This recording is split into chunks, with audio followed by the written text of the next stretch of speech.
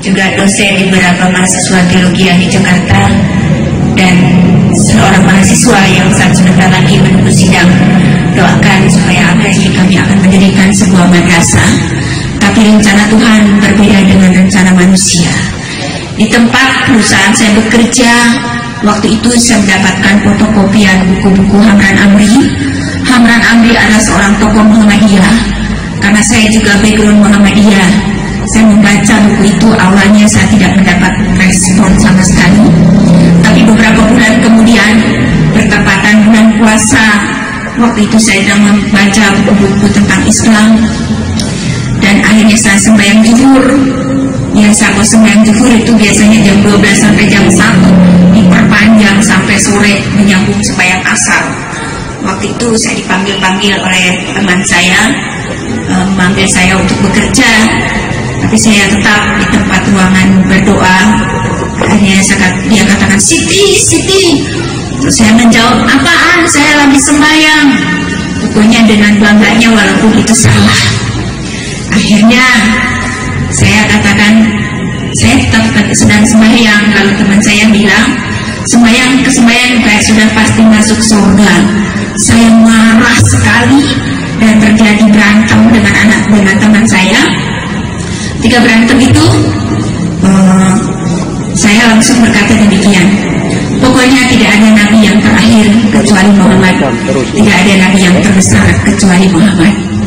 Teman saya juga nyaut, kalau benar Muhammad yang terbesar, yang terakhir, kenapa tidak tertulis di Injil?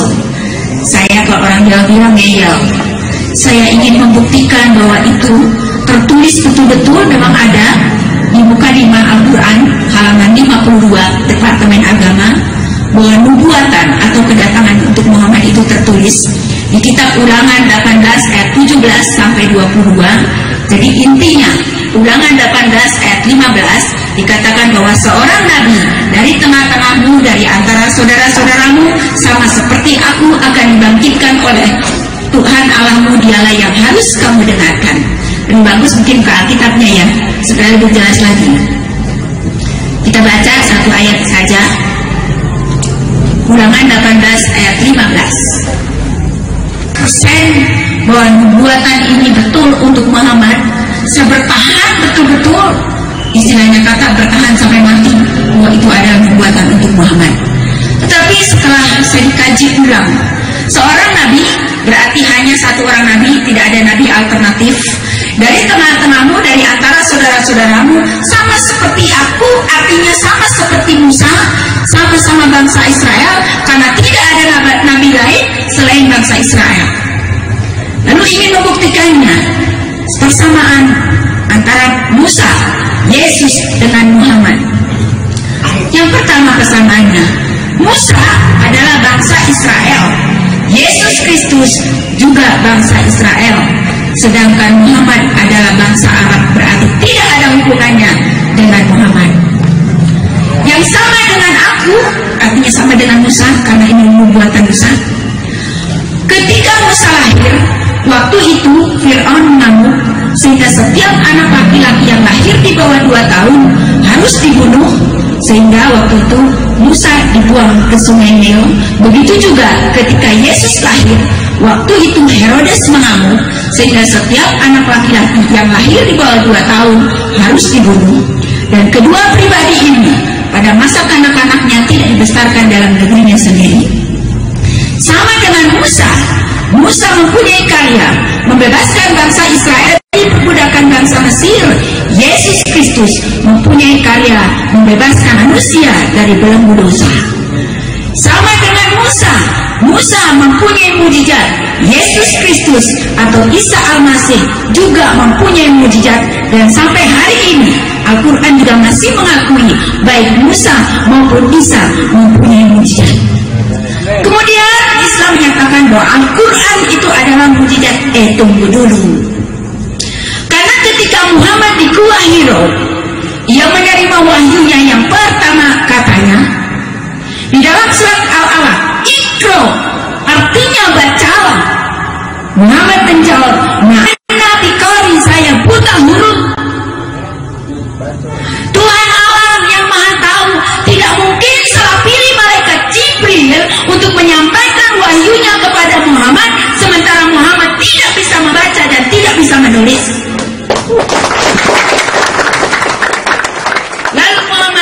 menerima wahyunya, dia pun dalam ketakutan, dalam kebimbangan dan keraguan. Lalu Muhammad pulang menceritakan kepada istrinya yang bernama Siti Hadijah, kebetulan namanya sama pula dengan aku. Siti Hadijah ini menguatkan hati suaminya. Kamu seorang suami yang baik, tidak mungkin digoda jin atau setan. Mungkin engkau akan menjadi nabi. Kalau akan sudah atau belum? Karena kalau ciri-ciri nabi, ada nubuatannya, dinubuatkan, ternyata nubuatan bukan dia, disaksikan oleh umum, dan ada mujizatnya. Dari keempat ini tidak ada tanda-tanda kenabian untuk Muhammad. 43 Az-Zukhruf 61 bahwa watabi ummi hadza siratal mustaqim, bahwa taatlah kepadaku, inilah jalan yang lurus, mengikuti Isa Al-Masih, beri kemuliaan bagi Tuhan. Al-Quran juga menyatakan di dalam surat Quran 3 Ali Imran ayat 45 bahwa Isa Al-Masih adalah Roh Allah dan firman Allah, berarti dia adalah Allah. Isa Al-Masih adalah terkemuka dunia dan akhirat, berarti dia adalah Tuhan, beri kemuliaan bagi Tuhan. Al-Quran juga menyatakan surat Al-Ma'idah ayat 68 dikatakan bahwa hai ahli kitab, kamu tidak dipandang beragama sedikit pun kalau kamu tidak mengikuti Taurat dan Injil. Ahli kitab aja dikecam kalau tidak mengikuti Taurat dan Injil. Tetapi sekarang sudah ada tambahannya, dan Al-Quran yang disempurnakan berarti menganggap Taurat dan Injil tidak sempurna. Setelah diselidiki kenapa Al-Quran itu diturunkan, karena pada zaman dulu banyak orang Arab percaya kepada perjanjian lama dan perjanjian baru. Itulah sebabnya juga Muhammad mencetuskan suatu agama, yaitu agama baru. Tapi saya yakin dan percaya Islam memang agama, tetapi kekristenan bukan hanya sekedar agama, tetapi Yesus sendiri sebagai Tuhan dan Juru Selamat kita. Amin. Banyak kalau disaksikan semua apa yang terus di Al-Quran tidak selesai, mungkin bisa sampai pagi. Menggali kembali di ayat di Alkitab, Al-Hadis, bahwa yang akan menjadi hakim yang adil adalah Isa Al-Masih, berarti yang akan menghakimi Muhammad pun Isa Al-Masih. Itulah sebab Muhammad sendiri masih doakan, Allahumma salli ala Sayyidina Muhammad wa ala ali Sayyidina Muhammad. Artinya, selamatkanlah Muhammad dan selamatkanlah keluarga Muhammad. Berarti bagaimana dengan keselamatan Muhammad? Kalau dia aja masih doakan, bagaimana dengan saya? Waktu itu saya bergumul terus, mulai tanya sana sini. Ini saya kebingungan. Kalau tanya pendeta, pasti menurut pendeta yang benar. Kalau tanya kiai, pasti menurut kiai yang benar. Walaupun saya dengan cara sembahyang tahajud, tapi tujuan saya satu, kepada Tuhan. Tuhan, saya dalam posisi bimbang dan ragu. Saya tidak tahu siapa sebenarnya yang Allah yang harus saya sembah. Siapa sebenarnya Tuhan? Saya berdoa, berpuasa 1 tahun. Dari jam 12 malam sembahyang tahajud nyambung sampai pagi. Berzikir terus sampai pagi. Doa puasa, minta petunjuk siapa sebetulnya yang benar. Lalu tepat 2 Juli 1991 saya mengambil keputusan percaya bahwa Yesus Kristus dia adalah Tuhan. Berikutnya, sejak itulah saya tanggalkan semua seperangkap sembahyang. Saya berdoa sendiri, Tuhan terima kasih, Engkau yang sudah membuka hati saya, dan saya mau meresponi kasih Tuhan dengan sungguh-sungguh. Waktu itu saya diam-diam. Akhirnya gengsi sih masih ada. Saya mulai pinjam Alkitab kepada teman saya yang tadi musuhan. Pinjam dong Alkitabnya. Waktu saya pinjam Alkitab, teman ini rupanya diam-diam dia berdoa dan berpuasa supaya saya betul-betul disingkapkan kebenaran.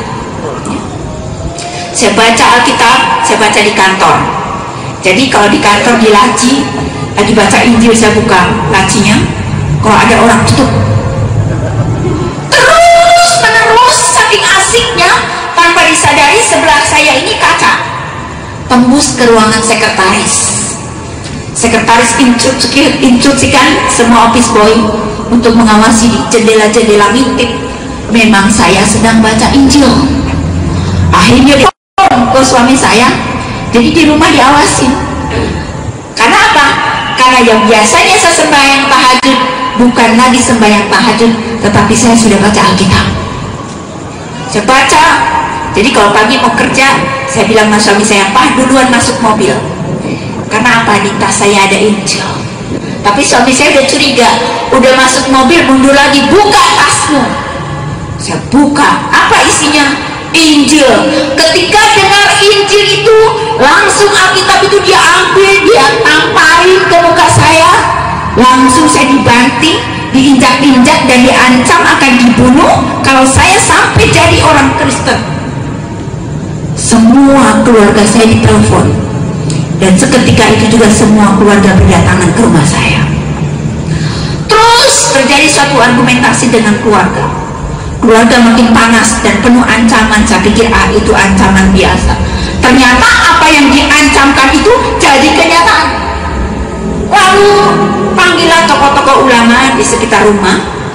Ternyata mereka pun tidak bisa membuktikan bahwa nubuatan Ulangan 18 ayat 15 itu untuk Muhammad. Tapi keluarga saya gengsi dong. Keluarga saya punya banyak murid, malu, dan akhirnya keluarga saya menganggap bahwa saya gila. Dan apa yang terjadi, baik keluarga saya dan suami saya datang ke kantor rame-rame, minta supaya saya dipecat karena saya jadi Kristen, apalagi dengan alasan dia gila. Bayangkanlah kalau gila nggak jadi dokter saya sekarang. Waktu itu saya dibilang gila. Waktu itu hanya dirumahkan, tapi saya dapat gaji karena tidak ada alasan masa jadi Kristen dipecat. Gak ada alasan apa, Pak. Saya dapat gaji, tapi waktu dirumahkan itu disiksa, dianiaya habis-habisan. Wah, saya betul-betul waktu itu tuh kayaknya tuh, kalau bukan karena kekuatan Tuhan saya nggak sanggup lagi. Lalu karena saya dianggap gila, dibawa ke seorang tokoh ulama yang terkenal di Jakarta. Ternyata juga praktek perdukunan juga. Rumah itu rumah kosong, harus bawa persyaratan anduk baru, semua serba baru. Lalu di sana ada bak seperti ini, kayak bak baptisan. Lalu penuh dengan bunga. Karena saya dibilang gila, saya direndam di bak itu, karena jangan sampai kemasukan roh Yesus. Direndam dengan bunga. Rambut saya dulu segini, panjang sekali. Jadi dari air bak itu diangkat, ditarik, diangkat, ditarik. Ya jelas saya teriak, "Tuhan Yesus, tolong saya!" Ketika saya berteriak nama Yesus, cambuk itu nempel di punggung saya. Cambuk itu cambuk abri loh. Sakitnya luar biasa, sehingga air yang dalam bak itu campur darah. Kedua kalinya saya berteriak lagi, lebih keras lagi, "Tuhan Yesus, tolong saya!" Lalu dukun yang ketakutan, Neng, udah Neng, diam Neng, nanti kedengaran tetangga, kesempatan gue kencengin lagi."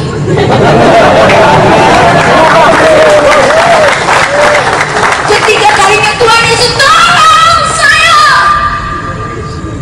Direndam tuh diangkat. Waktu diangkat tuh bisa bersaksi, saya tunjuk dukun itu, "Bapak yang harus bertobat, Bapak yang melakukan suatu perbuatan syirik di hadapan Tuhan." Pulang gaplok habis. Dijawab salah, nggak dijawab salah. Lalu waktu itu dikasih minum sama dukunnya, saya muntahkan sebelas itu, pecah di diri saya. Lalu pulang, sampai pulang dalam bahasa kuyup, saya pikir udah selesai. Ternyata di rumah sudah ada yang tunggu lagi. Naik banding lagi keluarga saya. Dari masjid ada Al-Azhar, 4 orang, 2 merekam, 2 jadi saksi. Bahkan diputuskan saya harus diajukan ke pengadilan. Waduh, kok begini urusannya ya. Waktu itu saya berdoa, kok begini sih Tuhan, mengikut Tuhan kok susah amat. Waktu itu dia ancam saya, dan saya akan dibawa diarak-arak di Masjid Al-Azhar. Saya hanya berdoa belum kenal gereja. Berdoa ayat kuncinya, saya berdoa, Tuhan kenapa harus dalam seperti ini. Lalu dari masjid itu diputuskan supaya saya bercerai dengan suami. Saya katakan justru karena saya sudah mengenal kebenaran, saya tidak mau bercerai kecuali karena kematian. Marah lagi orang ini. Jadi direkam itu kasetnya, semua argumentasi akan diajukan ke pengadilan. Saya berlutut di kaki Tuhan hanya dari pihak masjid itu, dari tokoh ulama, supaya saya pisah satu rumah tapi pisah kamar. Saya sendiri, suami saya dengan kedua putri saya pikir nggak apa-apa supaya saya konsentrasi untuk berdoa dan baca Alkitab. Ternyata berapa puluh Alkitab dibakar hilang. Jadi satu rumah tidak boleh, hubungan komunikasi ngobrol dengan anak pun tidak boleh, hanya pandang-pandangan aja. 3 orang pembantu pun ikuti aniaya saya, kurang ajar kalau dipikir. Gajinya minta sama saya tapi dia aniaya. Tapi Tuhan kasih kekuatan karena aku mau taat kepada Tuhan.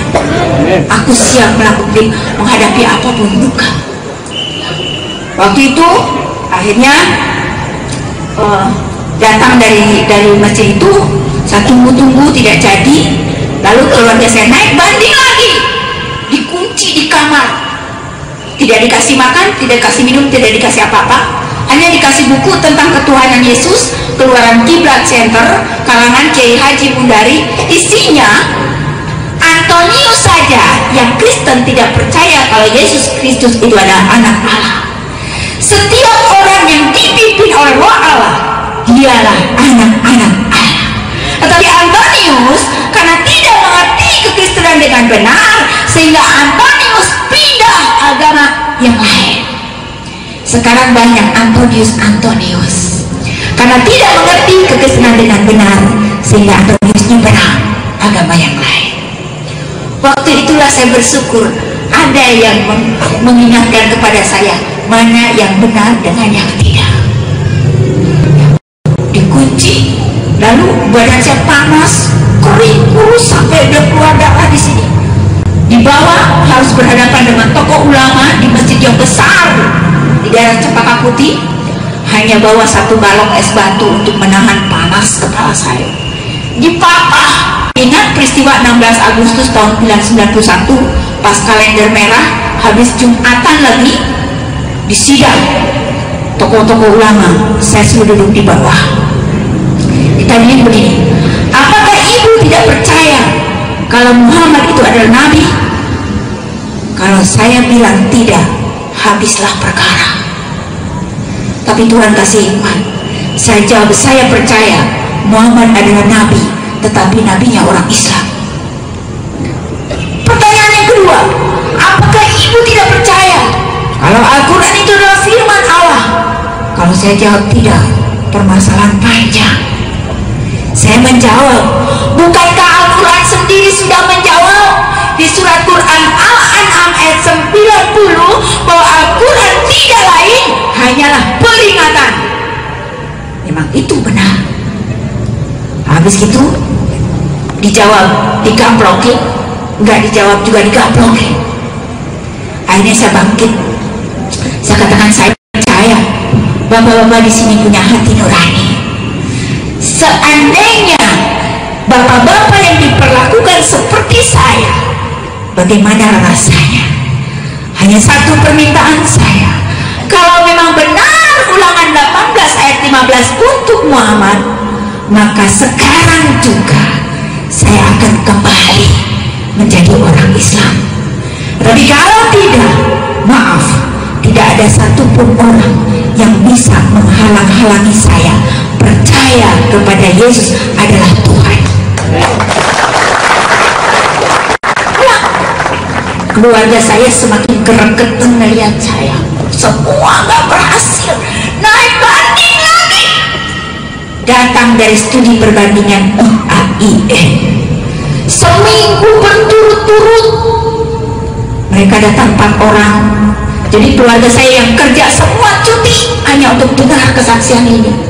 Ternyata tidak bisa terbukti juga Ulangan 18 ayat 15. Keluarga saya marah lagi, ngamuk lagi, naik banding semua rapat keluarga, mengancam demikian, kalau kamu tidak kembali menjadi orang Islam, seluruh harta kekayaan yang kamu miliki tidak akan lagi kamu dapatkan.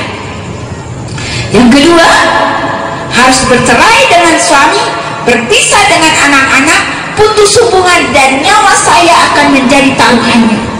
Coba saya mau minta tolong siapa? Waktu itu saya diam. Waktu diam itu lemah. Iblis mulai ganggu pikiran saya. Siapa suruh kamu jadi orang Kristen? Kamu menderita kan? Kamu sakit kan? Coba kembali, maka semuanya akan beres. Benar juga. Bahkan kalau saya kembali, seluruh harta warisan itu akan diberikan kepada saya. Saya berdoa, saya diam. Waktu diam tuh bingung, gimana nih Tuhan saya jawab. Waktu diam itu tiba-tiba kakak saya getar, akhirnya saya sadar. Saya minta waktu untuk berdoa, masuk ke kamar.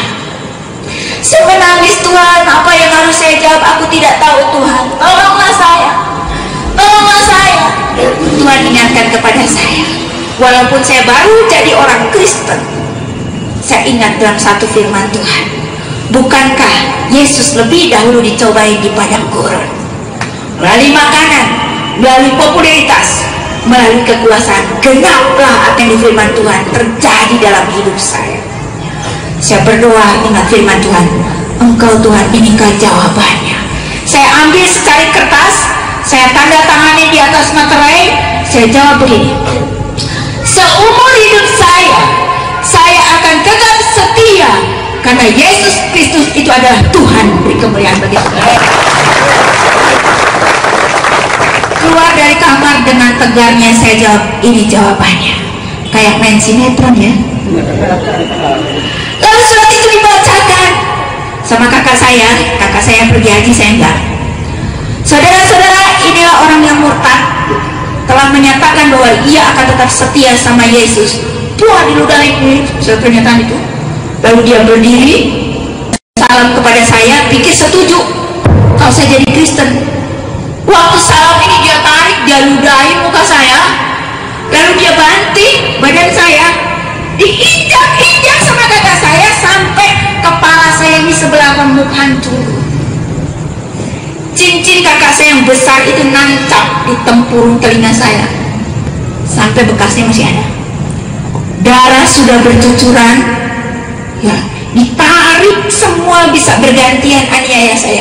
Dan jatuh di pangkuan ibu saya berlutut di kaki ibu saya.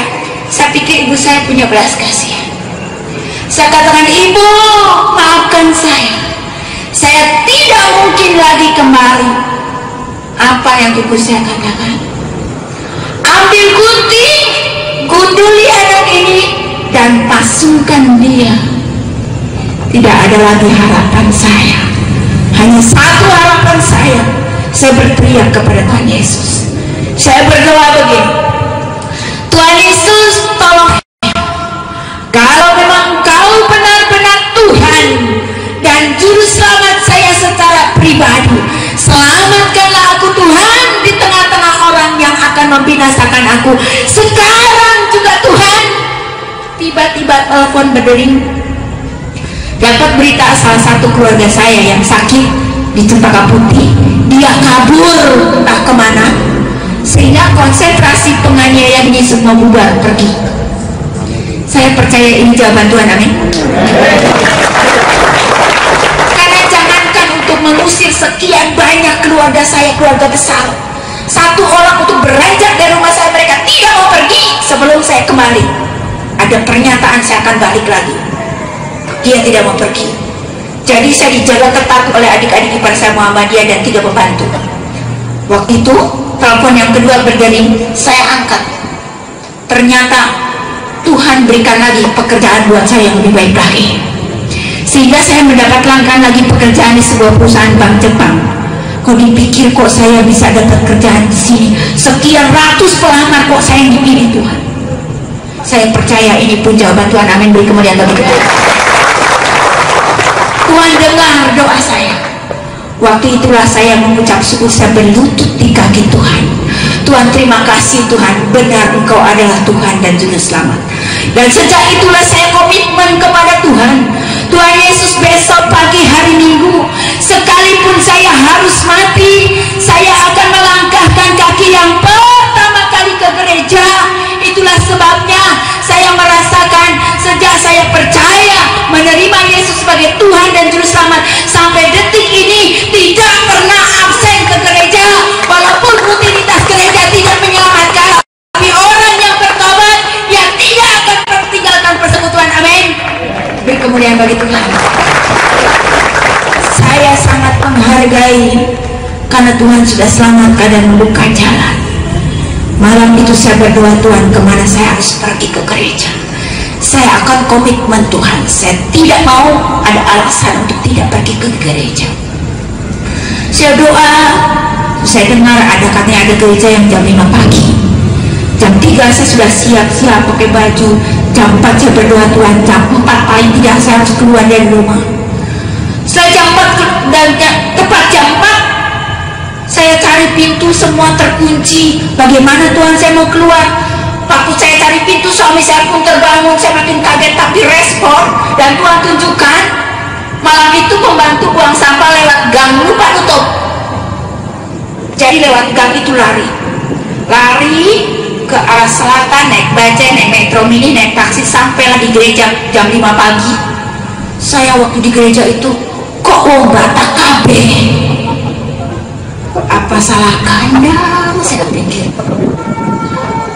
Tapi waktu itu nggak mudah. Yang biasa sembahyang musuh, ini kok begini. Tapi saya ada satu firman Tuhan yang betul-betul mengena di hati saya, bahwa pencobaan-pencobaan yang kamu alami adalah pencobaan-pencobaan biasa yang tidak melebihi dari kekuatanmu, dan Allah itu setia. Allah akan memberikan jalan keluar. Saya pulang dengan senang sekali. Sampai di rumah dengan senang sekali. Ternyata saya tadi lari ke selatan, naik bajai, naik metro mini, naik taksi sampai di gereja. Suami saya pun kejar, bawa mobil. Saya ke selatan, dia lari ke utara. Jadi pulang saya di gereja, dia pun pulang.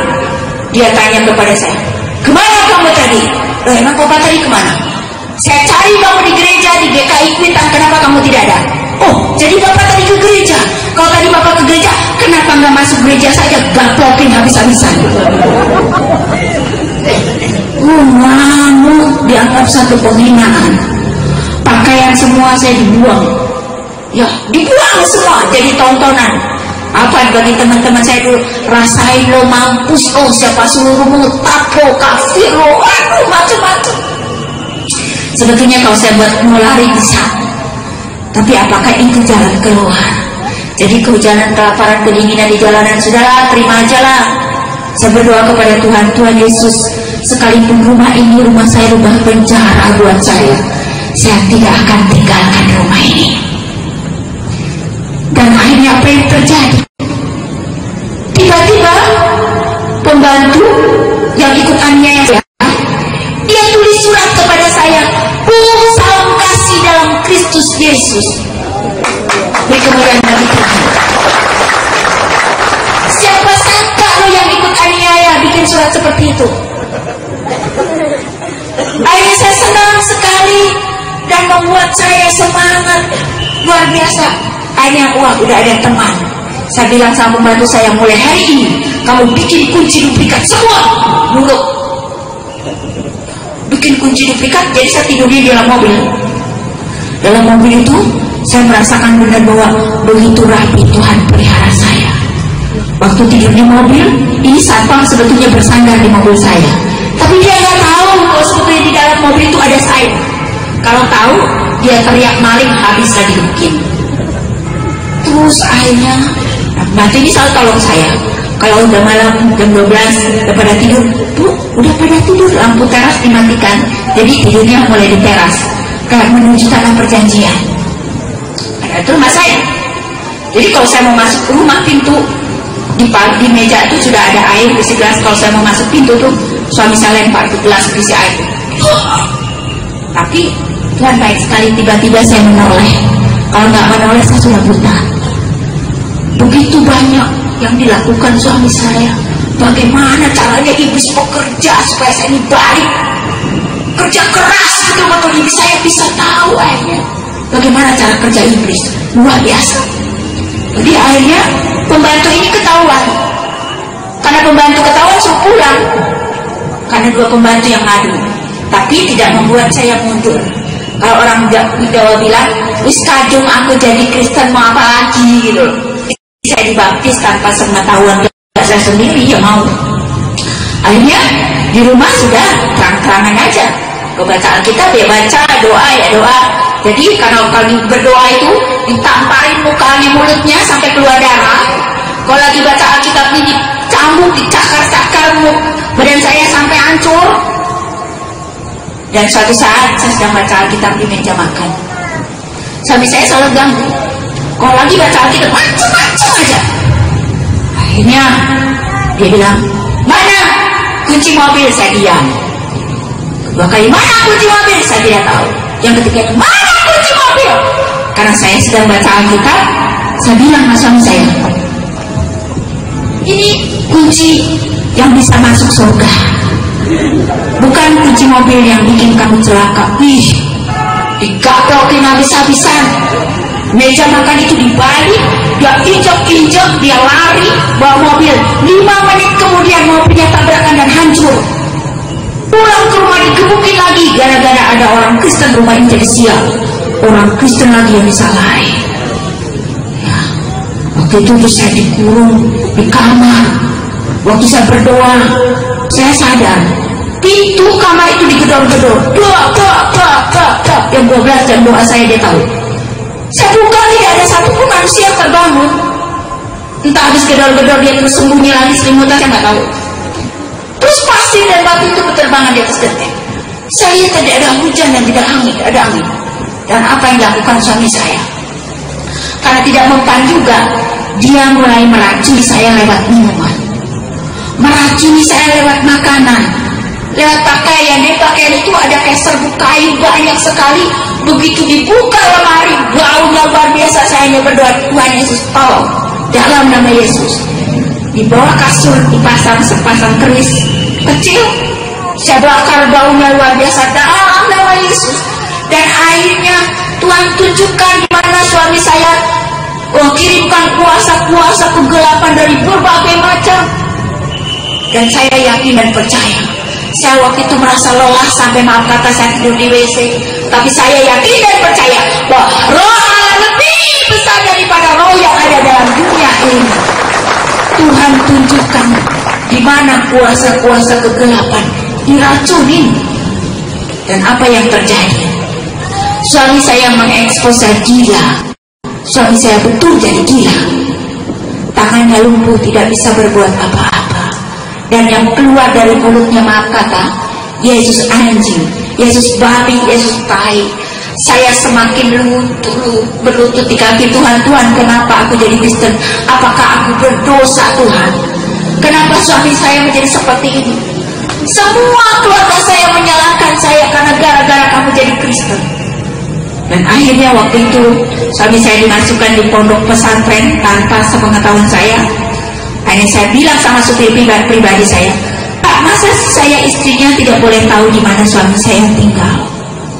Hanya supir pribadi itu yang beritahu saya. Lalu saya bawa mobil sendiri, saya bawa suami saya ketemu di pondok pesantren Tol Jati Bening. Saya bawa ke rumah sakit Karoles. Sampai di rumah sakit Karoles, pikir suami saya sembuh, mau bertobat. Enggak juga, makin jadi. Betul, bahkan suami saya mengancam, kalau kamu tidak kembali, maka suami saya akan menikah dengan guru ngaji anak saya. Apa iya Tuhan? Di sini orang muter, tapi di sini tenang. Ya, guru ngaji itu datang ke rumah nggak tahu diri juga nih orang. Buka puasa sahur bersama rame-rame, apa ada yang nawarin makan buka puasa? Enggak. Tapi saya terus berdoa dan berdoa. Suatu ketika ponakan saya pergi haji, yaitu ratib pengucapan syukur. Malam itu kedengaran suara ngorok. Siapa? Saya nggak pernah dengar suara ngorok seperti ini. Saya itu diangin-angin. Ternyata suami saya sudah anfal. Anak saya 2 putri cuma nonton. Sudah tidak buka pintunya, buka. Anak saya nggak berani buka karena memang tidak boleh untuk komunikasi dengan saya pun tidak bisa. Jadi pintu itu saya dobrak, saya berdoa, Tuhan Yesus tolong saya. Adik ipar dari Muhammadiyah datang serbu saya, pergi kamu, ini bukan suamimu lagi. Saya bilang, ini suami saya. Kalau kamu mau berdoa dengan saya, ayo kita berdoa. Kalau enggak, kamu berdoa sendiri. Dan apa yang terjadi, pertolongan Tuhan tidak pernah terlambat. Datanglah seorang ibu bawa mobil menawarkan diri, mau nggak suaminya bawa ke dokter, ke rumah sakit dan senang hati. Itu pun bertentangan karena keluarga saya jangan sampai dibawa ke rumah sakit yang berbau Kristen. Saya bawa langsung ke rumah sakit Carolus. Peristiwa itu 15 Mei tahun 92, hari Jumat. Lalu 17 Mei 92 bertepatan dengan hari Minggu, karena saya tetap akan komitmen untuk tetap akan pergi ke gereja. Jam 3 saya sudah berdoa terus buat suami saya, dan jam 4 saya akan meninggalkan suami saya pamitan. Saya katakan, Pak, saya akan pergi ke gereja. Adik ipar saya marah, udah tahu suaminya dalam kondisi kritis seperti ini, lo mau pergi juga? Emang perempuan gak tahu diri. Tapi saya berdoa, saya pegang tangan suami saya. Waktu pegang itu nggak biasanya.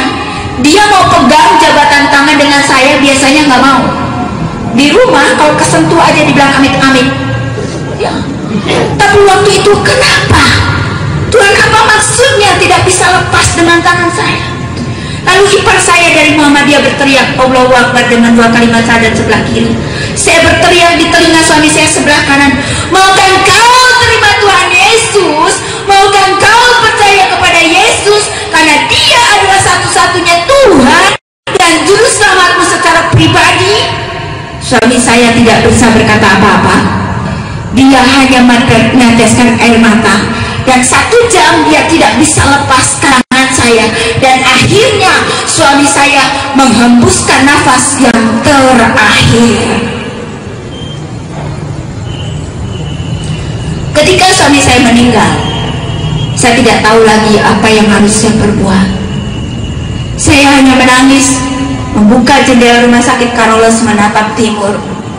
Tuhan, saya tidak tahu lagi apa yang harus saya lakukan. Kalau saya lari, mungkinkah saya akan dikejar? Kalau pulang, mungkinkah saya akan mati? Akhirnya Tuhan memberikan hikmat kepada saya, mengingatkan kepada saya, ketika saya mengambil keputusan untuk percaya dan menerima Yesus adalah Tuhan. Waktu itu Tuhan berikan mimpi kepada saya. Dalam mimpi itu, dalam satu pengadilan keluarga, ada salib emas yang begitu besar sekali.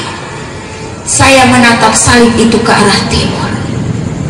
Saya baru mengerti apa arti salib yang sebenarnya. Salib mengingatkan karena dosa saya Yesus disalibkan. Salib juga yang memberikan kekuatan dalam hidup saya. Akhirnya saya berlutut dan berdoa. Saya memutuskan diri untuk pulang. Sampai di rumah, keluarga saya marah, maki-maki. Keluarga suami saya maki-maki juga. Belum lagi teman-teman mengolok-olokkan saya, dan ancaman dari keluarga saya bahwa saya adalah sebagai pembunuh suami saya sendiri. Diputarbalikkan sedemikian rupa, difitnah, dan akan diajukan ke pengadilan. Bayangkan dalam posisi suami meninggal, saya harus berhadapan dengan mereka. Jadi waktu suami saya meninggal, sepanjang jalan kuburan ini orang-orang mengolok-olok, mencaci maki, luar biasa. Kafir lo, murtad lo, neraka lo. Sampai di kuburan, pas suami saya masukkan kuburan, kedua putri saya kiri kanan, anak saya bilang, Mama, kenapa orang-orang begini seperti Mama? Saya katakan kepada kedua putri saya, anakku, suatu ketika kalau kamu percaya kepada Tuhan Yesus, mungkin kamu akan seperti Mama. Kata-kata itulah yang saya berikan kepada kedua putri saya. Lalu saya pikir setelah suami saya meninggal selesai persoalan. Tidak, ternyata badai itu datang silih berganti. Terus terus menerus. Jadi setelah suami saya meninggal, saya bisa mendidik kedua putri saya dalam kekristenan selama 40 hari. Dan tepat 1 tahun saya jadi Kristen. Karena kerinduan yang menggebu-gebu untuk memberitakan Injil, saya pergi menginjil, bergabung dengan sebuah yayasan penginjilan. Dan waktu itu saya bersaksi dalam suatu acara kebaktian Padang di lapangan. Saya katakan, hari ini saya 1 tahun jadi Kristen. Sudilah kiranya teman-teman untuk datang dan berdoa ke rumah saya. Dan akhirnya memang setuju. Kira-kira 40-60 orang pergi datang ke rumah saya. Sampai di rumah saya sudah dikepung oleh warga. Rupanya mereka memintai kemana saya pergi memonitor. Mereka mengancam, diberi waktu 5-10 menit, kalau tidak tinggalkan rumah saya, maka rumah saya akan dibakar. Dan apa yang terjadi? Namanya pendeta, penginjil, hamba Tuhan, semua lari ketakutan. Tinggal saya seorang diri. Ketika saya masuk dalam rumah, listrik itu dimatikan oleh kakak saya. Saya mulai mencari kedua saya. Anakku, di mana kau, anakku? Ternyata kedua putri saya pun diambil. Dan sampai hari ini kami masih harus berpisah. Waktu itu saya protes kepada Tuhan. Saya tidak terima, Tuhan. Kenapa sampai begini? Saya berdoa kepada Tuhan 1 jam lamanya. Tuhan, Engkau sudah ambil suamiku, Engkau sudah ambil kedua putriku, apakah Engkau juga akan mengambil nyawaku malam hari ini, Tuhan? Karena terus telepon, dering, teror bahwa dia menyatakan kalau kamu tidak kembali, maka kamu akan ditembak mati. Saya berlutut di kaki Tuhan. Apakah aku harus meninggalkan rumah ini, Tuhan? Setelah berdoa, saya keluar rumah. Tepat jam 12 malam, hanya bawa uang 10.000. Saya keluar dari rumah. Saya mencari taksi, saya nggak tahu kemana saya pergi, nggak tahu kemana. Lalu tepat jam 1 malam, tiba di salah seorang teman dan argo taksi itu pun 10.000. Sejak itulah saya mulai pindah numpang di rumah orang. Bayangkan, punya rumah, punya mobil, punya segalanya, saya harus numpang di rumah orang, harus kos sembunyi. Karena gereja pun takut untuk menerima saya, apalagi orang Kristen pun belum tentu percaya. Saya terus mau taat kepada Tuhan. Dan di tempat kos mulai menginjili anak-anak kos, sehingga banyak orang yang percaya kepada Yesus. Terus saya meresponi tugas panggilan Tuhan ini walaupun cukup menderita. Tapi saya tetap, Tuhan ajar saya, beri kekuatan saya, sehingga saya terus memberitakan Injil ke lorong-lorong. Yang dulu saya tidak mencintai anak-anak, saya mulai merangkul anak-anak jalanan, anak-anak gelandangan untuk menginjili mereka. Terus memberitakan Injil. Dan akhirnya waktu itu saya bekerja lagi. Lalu sore saya mengambil sekolah teologi untuk melengkapi saya dalam pelayanan. Waktu pelayanan terus keluar daerah. Pertama kali saya menginjil ke Lampung. Sampai di Lampung ditangkap hampir mati karena orang yang saya injili dia yang punya masjid di depan rumahnya. Akhirnya terus berjalan sampai ke Palembang, ditangkap juga dan diadili jam 2 malam bisa dilepas, lolos. Terus sampai ke Jambi, dan puji Tuhan penginjilan dapat dilakukan. Jawa, Bali, Lombok yang sangat menakutkan mau mati di situ, bahkan sampai hampir ke seluruh Indonesia.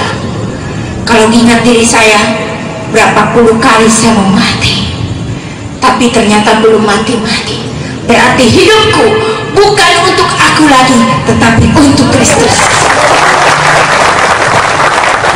Saya terus meresponi panggilan Tuhan. Saya konsentrasi meresponi panggilan Tuhan. Saya berpisah dengan anak-anak, saya berpisah dengan harta. Saya anggap itu semua tutup mata. Hanya doaku kepada Tuhan, Tuhan Yesus, semiskin apapun saya, seterpuruk apapun saya, beri saya kekuatan untuk tetap setia sampai garis akhir. Terus akhirnya tahun 99 saya menyelesaikan sarjana teologi. Walaupun dulu saya sekuler yang hampir selesai, tapi saya langsung berputar untuk Tuhan. Lalu tahun 2002 tahun 99 saya memutuskan diri untuk menjadi misionaris di Asia, Filipina, Singapura, Malaysia, dan ke Thailand, lalu kembali ke Indonesia untuk Indonesia. Lalu tahun 2003 dulu saya berencana untuk pergi ke Amerika untuk menyelesaikan doktor di Amerika, tapi 3 kali mengajukan di kedutaan Amerika ditolak. Yang pertama bertepatan dengan bom Marriott meledak, jadi penjagaan di kedutaan sangat ketat sekali. Dilihatnya lagi nama Siti Arijani teroris kabur ini. Semangat saya waktu itu saya luluh, sementara saya habis berkhotbah, bersyukurlah selalu ini mengena di hati saya. Jadi yang kedua kali dipanggil lagi oleh kedutaan, saya doanya berubah. Tuhan, ajarlah saya mengucap syukur ketika saya ditolak. Ternyata ditolak lagi. Ketiga kalinya dipanggil lagi. Saya katakan, Tuhan, sesuka-suka hati Tuhan, kehendak-Mulah Tuhan yang jadi. Dan apa yang terjadi di balik penolakan itu, ternyata ada rencana Tuhan yang sangat indah, dan segala sesuatu indah pada akhirnya.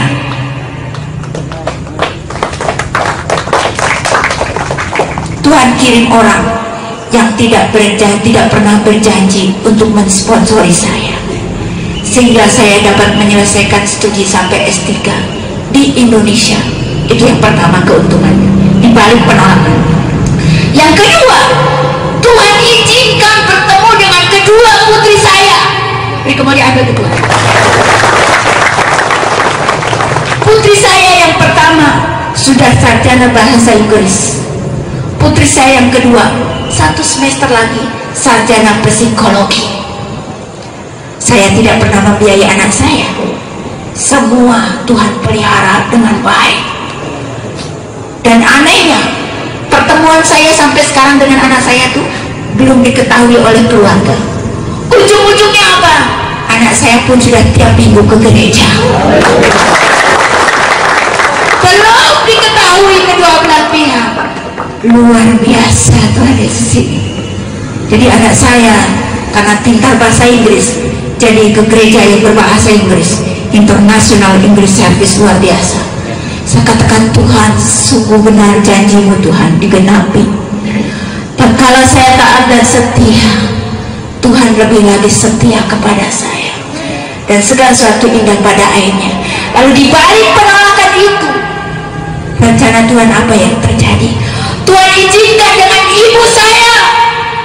Dan saya yakin dan percaya, detik-detik terakhir ibu saya, dia terima Yesus sebagai Tuhan dan Juru Selamat. Walaupun pada akhirnya ibu saya meninggal, tapi Injil sudah diberitakan kepada ibu saya.